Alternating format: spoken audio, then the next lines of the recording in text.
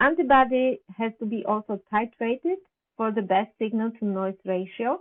And here you have two examples, two different protein loads combined with different dilutions of the primary antibody.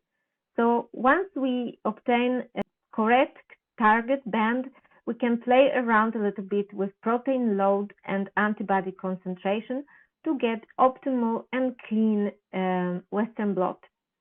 In some cases, some antibodies may actually produce higher background if they are incubated overnight.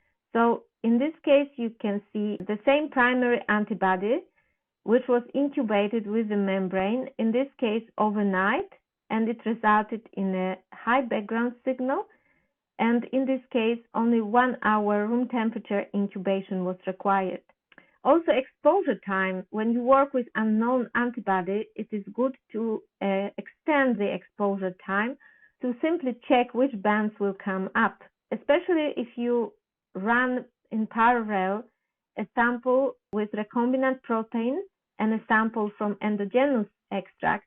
The signal in the first sample will most probably come quite quickly, while signal from endogenous protein can require longer exposure time.